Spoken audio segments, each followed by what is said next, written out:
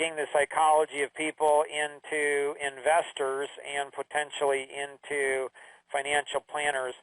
Why do you feel that that's something that you're being led to do, and how will that help you accomplish your WIFM, what's in it for me? Yeah, well, I'm looking at it from a perspective of leverage, and I feel that if I communicate more effectively with the people I'm trying to target market, that I'll have better results with that marketing. So, Tom, thoughts, questions on everything that we covered thus far? We went over a lot of information in a short period of time. Well, I think,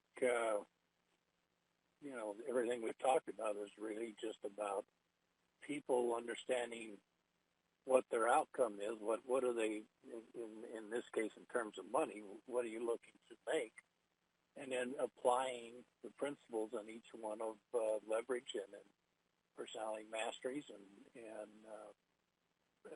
work it. I can't say it any better. I mean, that's just the way it is. You got to do it. And what's nice about this is most of the work is done for you already, so you have probably not only 90% of the work, but 98% of the work, but you have to show up. Jill, are you able to share now, or are you not? I'm just getting ready to head out. Okay, so Jill, you're thinking about psychology of people. You own a number of different companies. You own a black topping and tree removal business. You're thinking about maybe taking that nationwide. You're thinking about intellectual property. You're thinking about the psychology of people for women, psychology of people for the Latino community. Why do you think it's so valuable, Jill, to plug into something that you don't have to reinvent the wheel on? A lot of reasons. You don't have to, there's only so much of me or so much of a person, and when you can duplicate yourself, you can travel a lot more area. Nice. Paul, you want to do this for the mortgage industry, and you want to do it for people who are feeling physical pain because of emotional pain. Why do you want to do it for those two segments?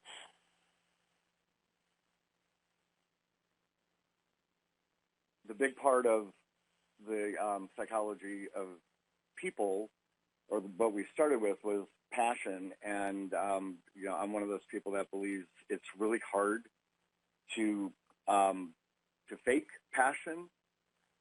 And passion, at the end of the day, passion sells. Enthusiasm sells, and these are two things that I am incredibly passionate about. It's like I want to come out of my seat and scream from the proverbial mountaintop. That's how important these topics are, and it's not about personal gain, which is kind of interesting. So the whole money making part, there's a disconnect for me there, which we can address in a minute. But it's altruistic. This is about me coaching and developing salespeople to be the top of their game, and it's about helping people that are experiencing pain get out of pain, one person at a time, heal the world. So, Paul, how are you going to get three people in the mortgage industry to go ahead and co-teach the psychology of people for mortgage professionals? How are you going to find those three people? How are you going to attract them? How do you get them to engage in this course? As interesting as it is, I started by asking, what's your biggest challenge facing you personally, professionally? And I am still just dumbfounded at the amount of information that people will share, asking seemingly an innocuous question, and then that leads into going a little further down the road, understanding their passions. Are we aligned with what we're trying to do? So as you know, I was at a conference, my head's spinning from so many people that are interested in what we're doing here. Life Mastery is legacy, and there's so many tie-ins to what they're doing, and it all starts with asking a question. Wow. Wow.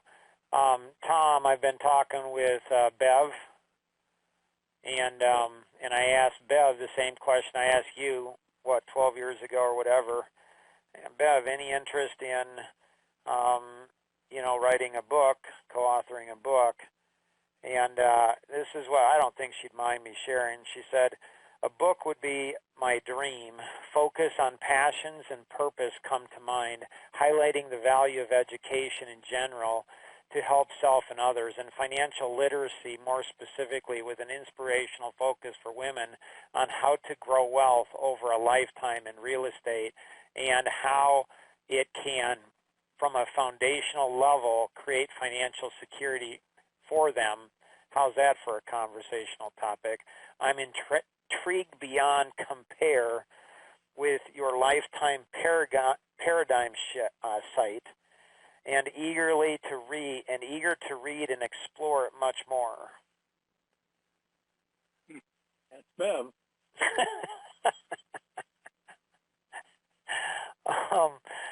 And so Bev is a CMO, a Chief Marketing Officer, so a C-level. She's got a staff of, I think, 130 people that she oversees in marketing. And so high-level people. She is so connected outside of that organization too. So C-level people, top-level people have this massive amount of IP, intellectual property, but they don't have the systems in place to go ahead and capture that IP, and then they don't have the distribution channels in place to distribute, and Life Masteries does. And so Jill could go ahead and, I can think of Jill and Bev, maybe Rosanna, and then one other woman doing psychology of people for women, or psychology of people for education. And so the key is if you want to take this and, as Paul said, expand it out to help people. Now, Paul, real quick, what's the disconnect on the personal income stuff? The 7 hours for $1 million, the whole part of helping raise money for a cause, I am a little bit at a loss as to where that ties in. Sure. So Life Masteries Institute, through the course or whatever. Life Masteries Institute and Legacy Partners are nonprofit organization. They're 501c3. This course would be probably 3, 4, 5, 10 times as much if it was offered through corporate America. But it's better than that, because they're looking at empowering each one of us to find our story, share our story, tell our story around the world. Not around the country, but around the world. Unless you just want to be around the country, that's fine. But I want to be around the world. So for me, it's around the world, to impacting people on a massive level. So a huge part of the percentage of what's invested into these courses go into helping great causes. And they're into all kinds of causes, and if they're not into a cause, they want to be into the cause, so they'll help you go ahead and raise money for it. And so a big part of what's invested into the course from the people who participate go to great causes. That's not what I heard. That's not what I heard him say. I could be wrong, too. A small percentage of it comes back to the individuals like Tom, Peter, and I, and so we make a small percentage if we want to. I'm contributing all mine back to Life Masteries because I believe that they're doing it, and I have other economic engines, so people can take it if they want it, Or if they want, they can give it back, whatever. Or you can take the $1 million or whatever you generate and you can give it to another cause. Whatever you want to do with it, it's yours. But Tom, maybe you were hearing something I wasn't. And I could absolutely be wrong. I think what I heard is his passion for wanting to take this to people and help them do whatever it is that they want to do. And it wasn't a focus on money. And I've always looked at it from the standpoint that the money is just the byproduct of the effort that you put into whatever cause that you're really going after. And at some point, it's really not about the money. In fact, in my case, it's never about the money. Money is just something that happens because of what you do.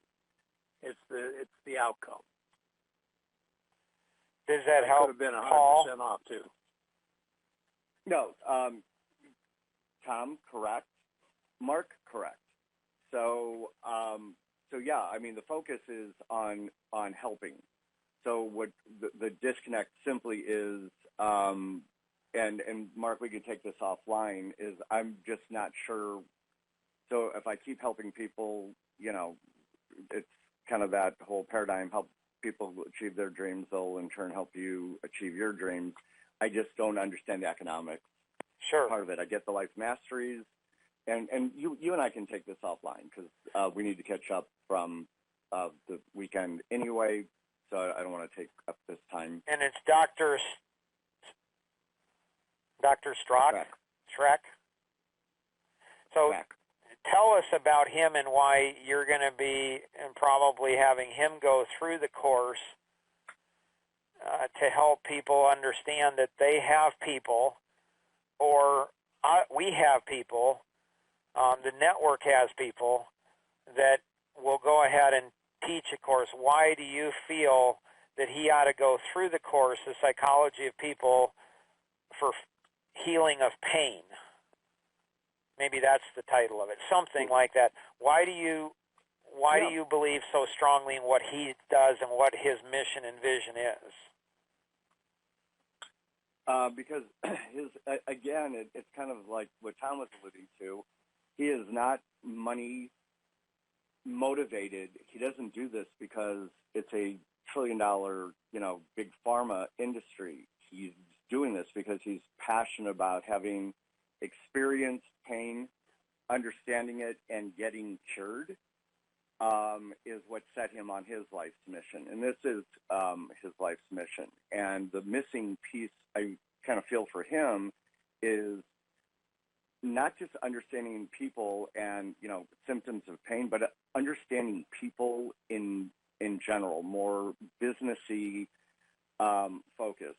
So being able to connect, bridge those relationships quicker, and having access to global distribution.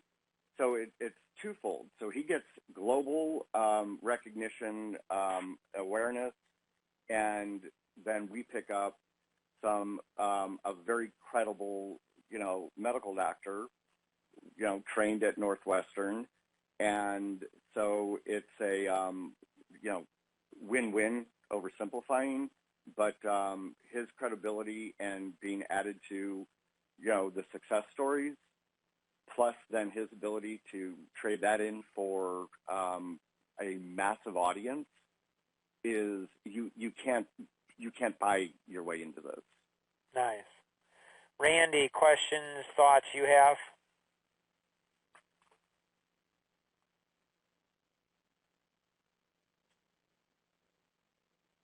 Oops, looks like he dropped off. Matthew, you're looking at Psychology of People for CPA and accounting professionals. Why do you believe that that's going to be such a huge opportunity for you? Because, as was mentioned, they are pretty set in their ways, and so they don't understand.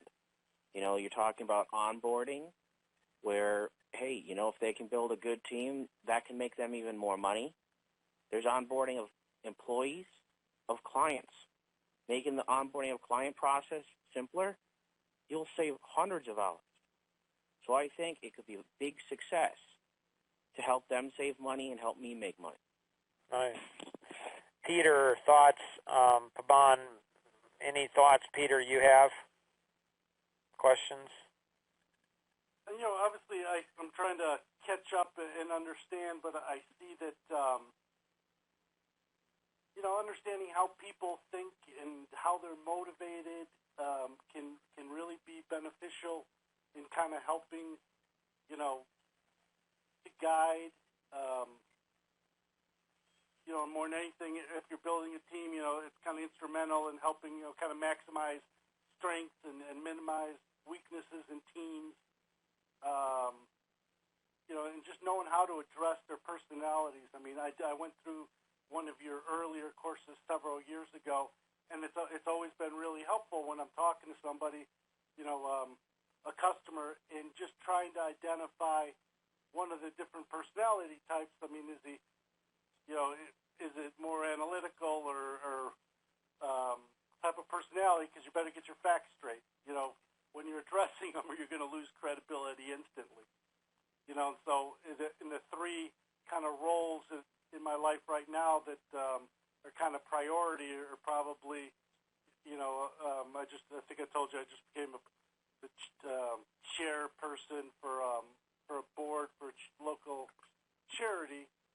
It's been around 90 years. I mean, so it's when you're at the helm, it's a little nerve-wracking new role for me, and so I think it's going to be really helpful to kind of understand the different board members and their personality types, so that we can kind of extract their passions for the ministry and achieve the most as a group, because different people are motivated by different things.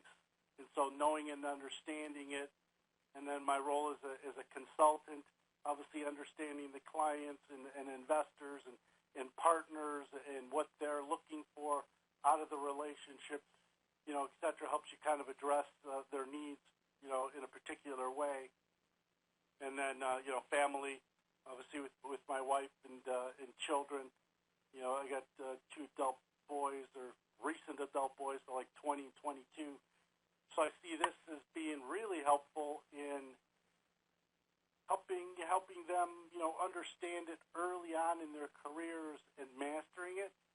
I think would be a really great way to, I wouldn't say test the system, but to launch somebody, right, kind of like into the world. Right. Well, and one of your sons, too, I was thinking the psychology of people for millennials, or the psychology of people for media professionals, or the psychology of people for big companies. Like him not only going through the course, but then him getting positioned to teach the course. And again, 90% of it's already done, if not more, where he could, like, if you really want to learn something deeply, teach it. He might not feel qualified to teach it, but when he goes through the course, and then immediately after that, he gets 3 other people to teach it with him, all of a sudden he's got a course out there where he can say, I'm a speaker, I'm an author, and I've got my own course out there. I mean, that lifts him to the top of the pack, in addition to impacting a lot of people, in addition to raising a lot of money and awareness and a bunch of stuff. Your wife, I'm thinking the psychology of people for owners of retail establishments, or a psychology of people for retail. Like, there's no personality test. This is what Tom says. There's no personality test on the planet that's faster than this is. I mean, you can look at somebody in seconds, know which their personality. Once you identify their personality, you know their strengths, weaknesses, what they like, what they don't, turns them on, turns them off, if they're married, who they're married to, conflict of marriage, what to say, when to say it. You know more about them in 17 seconds than they know about themselves. And so you and your son and wife going through the course together with each of your passions, and then you have a passion for families, and you have a passion for marriage, and so the psychology of people for marriage, the psychology of people for raising children, the psychology of people for families. Like, there's just so much. And again, 80 to 90% of the 90% of the work's already done for you. Like, it's all done. It's crazy. Cool. Rosanna, question. Sorry, go ahead, Peter. No, I was going to say you can see it in a lot of different, every one of my roles I can kind of see where it could be needed or you could. Right, that nonprofit that you're going to be the executive director of, what's their vision? What's their mission? Their mission basically is to change lives. You know, they do it in, I think, 6 different ministries from, men's ministry, homeless, taking them off the street, Christian education, skills sets, same thing for a different one, which is for women and with kids for up to a year. And that could actually be really helpful in a situation like that because they're all being taught, life skills, computer, managing money, things that, abused people probably don't have a great handle on. And then we have a prison ministry. We have a youth ministry. So if you think about it, if you catch people early, they don't get into the other, hopefully they don't get into the other problems, and issues. Right, and psychology of people for prisoners. Well, yeah. Or current ones. ones. You could do it in prison, but you're right. Yeah, and there's a lot of money that flows into the prison system. And man, if you could statistically show how somebody in prison is, when they get out of prison, how the course changed everything, like the, what do you call it, recidivism rate or whatever that's called. Recidivism. They come back in, so what percentage is it? This thing could save society so much money, it's insane. And the thing that's cool about it is they could start their own company. And one of the biggest challenge with prostitution, child trafficking, prison, crime, it's money.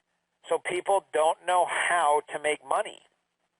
And so they don't know how to start their own companies. They don't know how to leverage their life experiences and all of those types of things. And so it's just, I want to connect you to Beth. She's a printer, owns a printing company in Wisconsin. Her daughter is involved in the prison system. So there's all these connections. The psychology of people, it connects everyone to everything else. It's really cool. Rosanna, what would you like to accomplish questions you have? I was just thinking how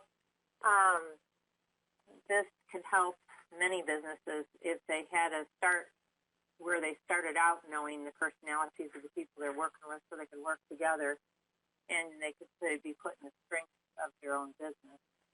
Right, so the psychology of people for new business owners, the psychology of people for entrepreneurs. They think differently, and it's based on their personality, but it's based on a whole bunch of other things too, which it's not just about personalities. It's got a whole bunch of other stuff packed into it. Elise, anything that you have? No specific question. No, just excited to kind of see this project encompass so many different passions and groups of people. It is. It's like a life dream come true. If you're listening to the rebroadcast of this, you have any questions, connect with the individual who invited you to participate in today's session, or you can call toll-free 888-230-2300. That's 888-230-2300. Or if you're calling in outside the U.S., you can call the U.S.-based number 630-393-9909. That's 630-393-9909. I'll be sticking around a little after for, anyone that wants to stick around. You're feel free to do so. Always remember, we can accomplish so much more together than we ever could on our own. God bless. Have an amazing day. Bye-bye.